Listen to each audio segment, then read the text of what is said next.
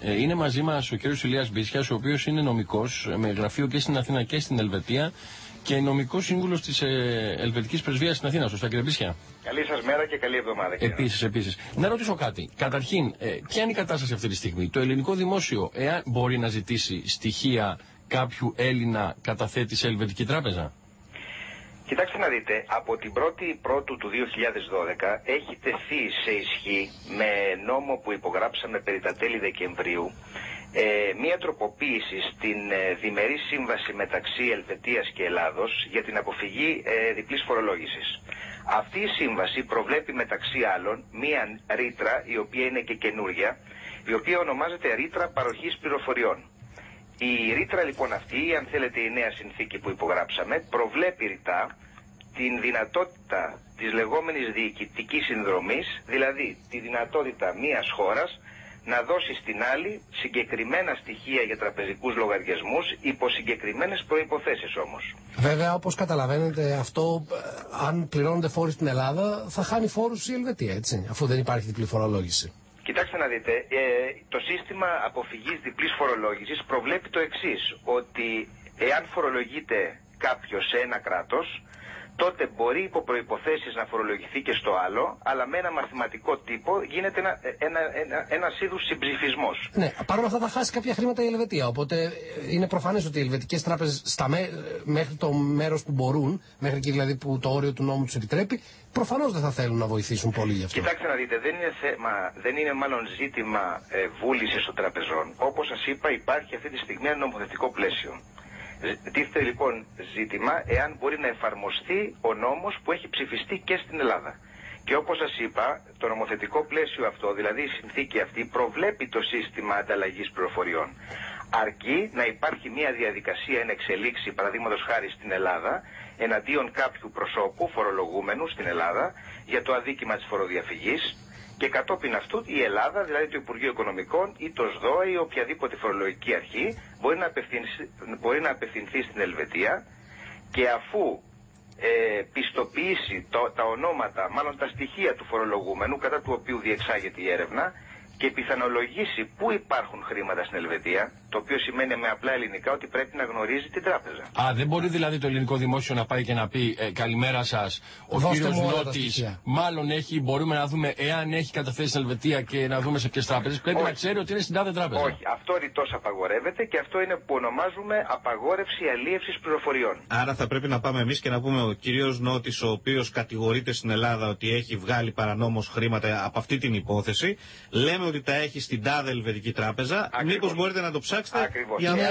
Γιάννη, είναι λίγο πιο απλό από αυτό βέβαια, γιατί οι κινήσεις των κεφαλαίων στην Ευρωπαϊκή Ένωση και προς την Ελβετία είναι γνωστές στην Τράπεζα της Ελλάδας. Αν η Τράπεζα της Ελλάδας θέλει, μπορεί να βρει πώς κινηθήκαν τα λεφτά, εάν κινήθηκαν μέσω του τραπεζικού συστήματος. Εάν τα πήγε στη Γενέβη μέσα σε σακούλες περνώντας τις Άλπεις, είναι μια διαφορετική περίπτωση. Θεωρητικά έχετε δίκιο, αλλά δεν αρκεί απλώς η εξαγωγή κεφαλαίων, γιατί όπως πολύ σωστά προείπατε, η εξαγωγή, δηλαδή η κίνηση κεφαλαίων, είναι πλέον ελεύθερη. Άρα είναι σύνομη.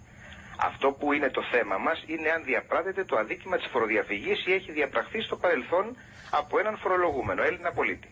Εάν αυτό συμβαίνει και κινηθεί λοιπόν η δίωξη, αν θέλετε, ή η έρευνα, γιατί πρόκειται για διοικητική έρευνα, όχι για δικαστική, δεν πρέπει να τα συγχαίουμε, μιλάμε για διοικητική συνδρομή και όχι δικαστική.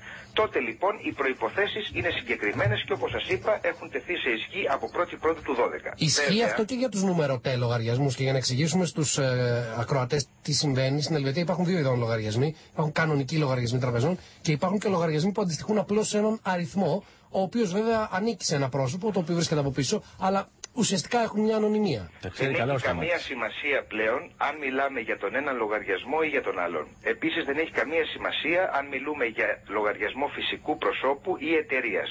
Ακόμη λοιπόν και αυτοί που νομίζουν ότι μπορεί να κρυφθούν πίσω από τις λεγόμενες offshore εταιρείες. Αυτό θα ρωτάγα, αν υπάρχει δηλαδή παρέμβαση μιας τρίτης εταιρείας εξωχώριας, είναι το ίδιο εύκολο να γίνει αυτό? Είναι το ίδιο εύκολο, γιατί πάντοτε στην Ελβετία όταν ανοίγεται ένας λογαριασμός πρέπει να κατατεθεί σε συγκεκριμένο έντυπο, μάλλον να αναφερθεί ο λεγόμενος οικονομικός δικαιούχος, ο beneficial owner. Αυτός είναι στην ουσία ο δικαιούχος του λογαριασμού, ανεξάρτητα αν υπάρχει πίσω από αυτόν μια εταιρεία ή οποιοδήποτε άλλος λογαριασμός με νούμερο, όπως προείπατε. Και να σας ρωτήσω για κάτι ενδεχομένως και τελευταίο, επειδή φημολογείται ότι έχουμε πάρα πολλά λεφτά που έχουν βγει στην Ελβετία και ότι κάποιοι φοροδιαφεύγουν, αυτή τη στιγμή γιατί ποσό μιλάμε το χρόνο, εάν ξέρετε κι εσείς, ή τι ύψους, σε τι ποσά κινούμαστε σε επίπεδο φορολόγησης καταθέσεων Ελλήνων στην Ελβετία? Δεν υπάρχουν επίσημα δημοσιοποιημένα στοιχεία, ούτε από τη μία χώρα ούτε από την άλλη. Έχει ζητήσει γίνονται διάφορες εκτιμήσεις.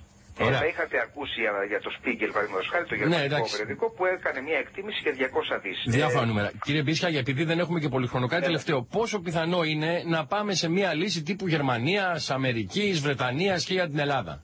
Θα έλεγα ότι είναι νωρίς να το πούμε αυτό, γιατί και η λύση η ελβετογερμανική δεν είναι καθόλου σίγουρο αν τελικά θα προχωρήσει. Θα το δούμε αυτό τον ερχόμενο Νοέμβριο, όπου θα συζητηθεί το σχέδιο που έχει υπογραφεί, η συμφωνία μάλλον που έχει υπογραφεί στο Γερμανικό Κοινοβούλιο. Εάν κυρωθεί και περάσει, τότε ανοίγει ο δρόμος, αν θέλετε, και για μια υπογραφή αντίστοιχης ελληνοελβετικής συμφωνίας. Έχει ζητήσει ποτέ η ελληνική κυβέρνηση, και να κλείσουμε με αυτό, τα χρήματα από τους φόρους που τις αναλογούν από τα κεφάλαια τα οποία κινούνται στην Ελβετία?